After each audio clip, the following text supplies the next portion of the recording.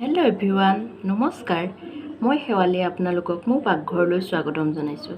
আশা কৰোঁ আপোনালোক সকলো ভালে কুশলে আছে। আপোনালোকেতো হাঁহৰ মাংস অমিতা, আলু এইবোৰৰ লগত বনাই খাইছে। মই আজি দেখাম কোমোৰাৰ লগত বনাই। কোমোৰাৰ লগত হাঁহৰ মাংস বহুত টেষ্টি হয়। আহকচোন মই কেনেকৈ হাঁহৰ মাংস কোমোৰাৰ সৈতে বনাওঁ চাব আহক। এয়া মই আজি হাঁহৰ মাংস বনাবৰ কাৰণে হাঁহৰ মাংস 5 পোৱা, তাৰপিছত এয়া পিঁয়াজ কাটি লৈছোঁ, এয়া আদা ৰচুন থেতেলাই লৈছোঁ, আৰু তেজপাত, এয়া কেঁচা জলকীয়া, এয়া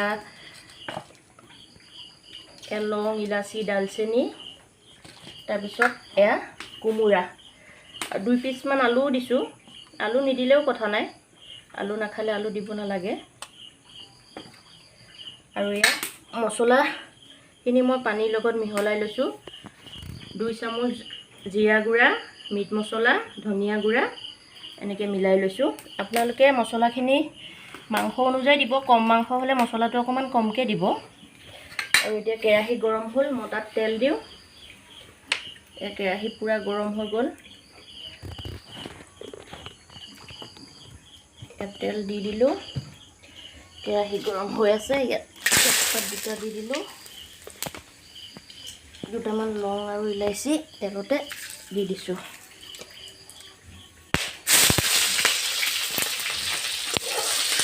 পিঁয়াজখিনি এতিয়া ৰঙচুৱা হোৱালৈকে ভাজিম।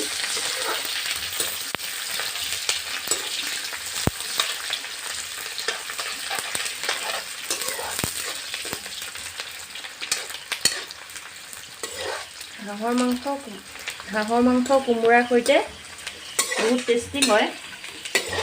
অমিতা দিলেও ভাল, কিন্তু কোমোৰাৰ সৈতে সোৱাদটো অকণমান বেলেগ হয়। আপোনালোকে কোমোৰাৰ সৈতে হাঁহৰ মাংস খাইছেনে? বহুত টেষ্টি লাগে। এতিয়া ইয়াত পিঁয়াজখিনি ৰঙচুৱা হৈ গ'ল। ইয়াত মই এতিয়া 2 চামুচ হালধি গুড়া দিম।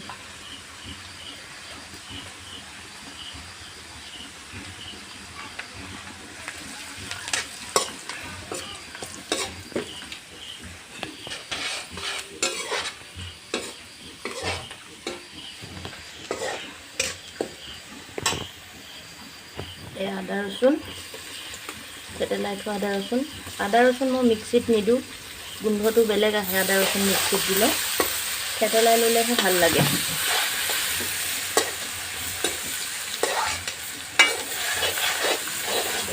আদা ৰচুনৰ গোন্ধটো নোযোৱালৈকে ভাজিম।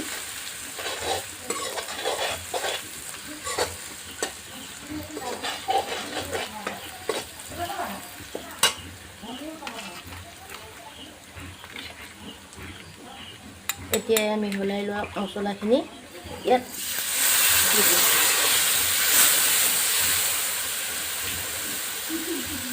কেঁচা জলকীয়াকেইটা দিবলৈ থাকিয়েই গৈছিলে।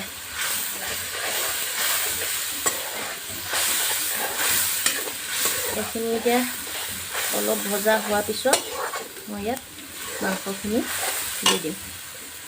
2-3 মিনিটমান ভাজিব লাগিব। 10 মিনিট হৈ গ'ল। 10 মিনিটৰ পাছত আকৌ এবাৰ এনেকৈ লৰাই দিম।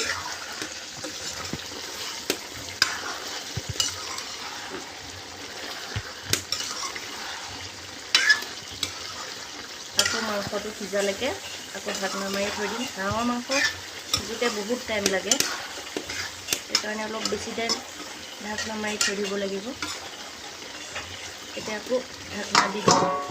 10 মিনিট হৈ গ'ল। 10 মিনিটৰ পাছত আকৌ এবাৰ এনেকৈ লৰাই দিম।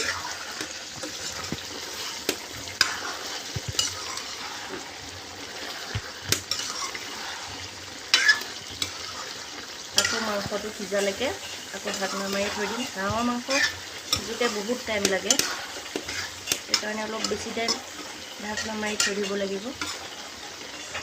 এতিয়া আকৌ ঢাকনা দি দিম। এতিয়া ঢাকনা খুলি অকণমান লৰাই দিম। বহুত টাইম ভাজিব লাগিব। ইয়াত এতিয়া অকণমান লাগি ধৰিব ধৰিছে। অকণমান পানী দি দিম, গৰম পানী অকণমান দি আকৌ ভাজিম।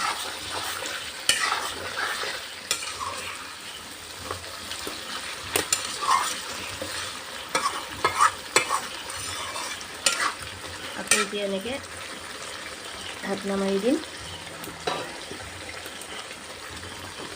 মাংস আলুৱে অলপ সিজিব ধৰিছে। অলপ টাইম সিজাৰ পাছত এতিয়া আকৌ ঢাকনা মাৰি দিম অলপ সিজিব।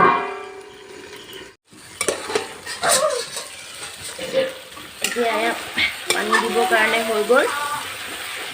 এতিয়া ইয়াত অকণমান ফুটি আহিলে এতিয়া অলপ পানী দিম। আপোনালোকে যিমান জোল খায় সেইটো অনুযায়ী পানী দিব।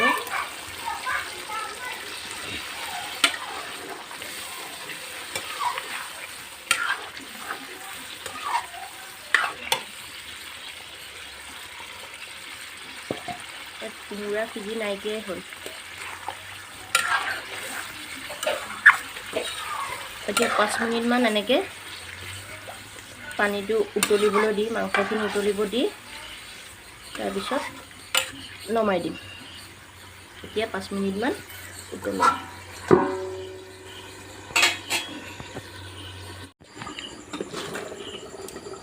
এতিয়া মাংস হৈ গ'ল। মাংস কালাৰ দেখিছে।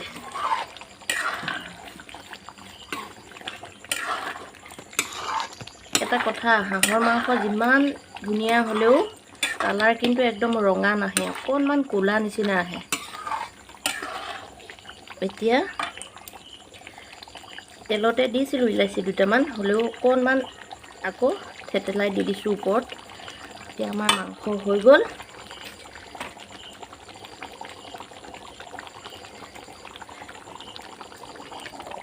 মাংস ৰেডি হৈ গ'ল। ৰাতি সাজেয়া খাইছে হাঁহৰ মাংস, ৰুটি, ভাত, নেমু। এয়া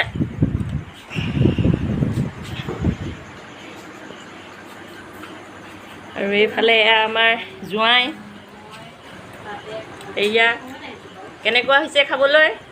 বৰ ধুনীয়া লাগিছে। হাঁহৰ মাংস, ৰুটি, দাইল, এয়া কোমোৰা দি বনাইছে একদম।